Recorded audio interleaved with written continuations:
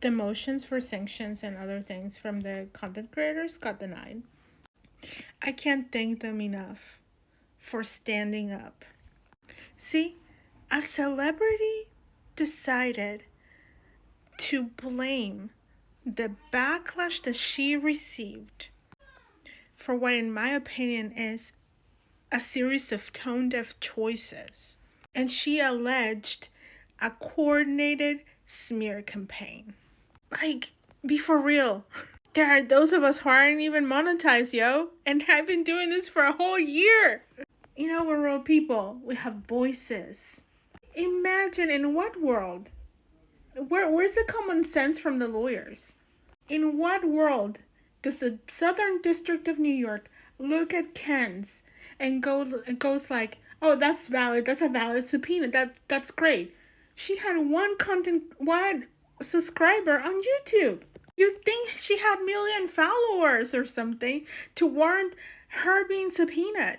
And she was just reporting on the Lively case, doing the Lord's work, because we all know that the media is not really reporting on this, and the ones that are feeding us biased things. I am freaking proud of all of you. Blake Lively really messed with all of us. This sets a precedent. Imagine that Timothée Chalamet and, Chappell Roan and Taylor Swift decide that, oh my gosh, we're being smeared. And they start subpoenaing content creators that they think it's a smear campaign coordinated, like Blake Lively, right? Like, just because Stephanie Jones said that, and told Blake Lively, like, I think that there's a coordination here, blah, blah, blah, blah, that doesn't equal a fact. Blake Lively sure subpoenaed hundreds of content creators, like 107 or something like that. To this day, we can't find the evidence. There's no untraceable smear campaign. Not only that, but they're trying to pin it on Jed Wallace like several times, and several times it's been dismissed. I mean, at least 2-3 times. Like twice from the Southern District of New York and once from Texas, maybe? And when they couldn't pin it on that, no, it's Melissa Nathan. And it's Melissa Nathan and Jed Wallace and Brian Friedman. And when that is not sticking to the wall, then freaking guess who's about to be blamed? I feel like, based on Lyman's ruling, I feel like Blake is going to flip when she can't find anything else.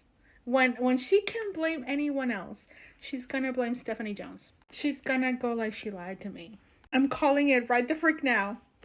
Maybe not, but like, I don't know. Maybe Stephanie has dirt on her and that's why she doesn't.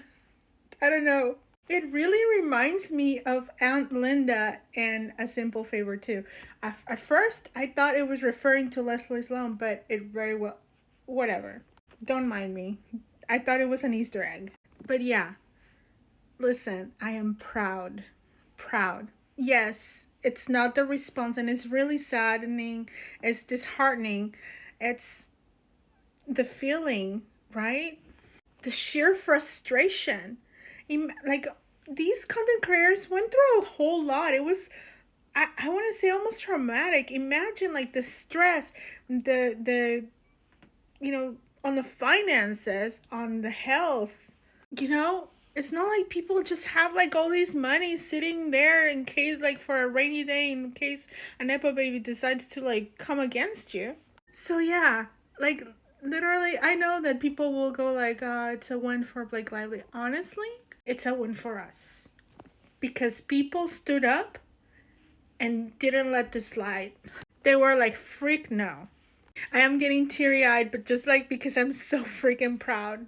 Like, of people like, Can's, Press, Hilton, every single one of you guys that just stood up and were like, freak no. Freak no. Like, you make me believe in humanity. Thank you.